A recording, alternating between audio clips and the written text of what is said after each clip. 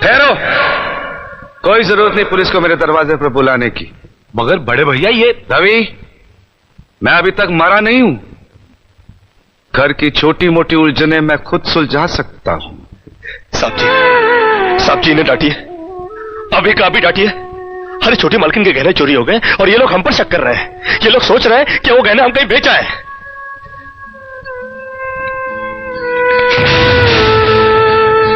बाकी के रुपए कहां हैं कृष्णा?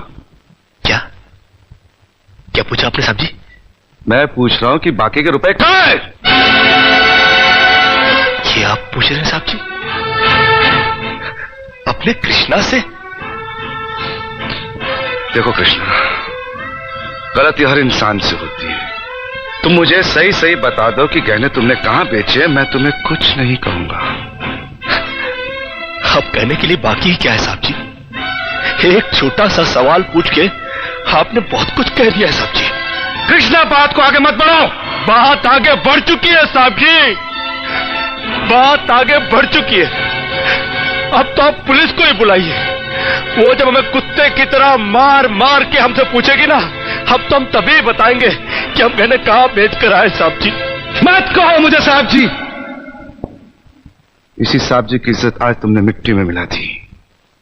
क्या कुछ नहीं किया था मैंने तुम्हारे लिए, उसका मुझे तुमने ये बतला दिया। अरे भैया ये क्या? अरे हट जाओ ज्योति। जिस दिन मेरी फैक्ट्री जलकर राख हो गई थी और मैं बर्बाद हो गया था, मुझे उतना दुख नहीं हुआ था कृष्णा जितना आज हुआ जब तुमने इस घर में चोरी की है। साहब जी, बचपन में जब हमारे माँ बाप मर गए थे ना और हम अनाथ हो गए थे ना, तब भी हमें इतना दुख नहीं हुआ था जितना दुख हमें आज हुआ है जब आपने हमें चोर कहा साहब जी। आपने हमें चोर कैसे कहा साहब जी? और ज्यादा सफाई देने की जरूरत नहीं है। दूर हो जा, मेरी नजरों से दूर हो जा। निकल जा इस घर से। अरे इस घर से ही क्या, इस गांव को ही छोड़कर चले जाएंगे। अरे मुझ अनाथ का क्या है, काट लेंगे अपनी जिंदगी कहीं भी। इतने साल इस घर में बेफिक्री से ये समझकर काट लिए कि साहब जी का हाथ है हमारे सर पर। हमको क्या है परवाह किसी बात की, मगर नहीं, अब हम जान गए कि इस दुनिया में अनाथ का कोई नहीं होता।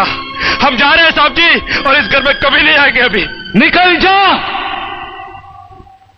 दोबारा इस घर की दहलीज में कदम भी रखा तो मेरा मरा हुआ मुंह देखेगा तू।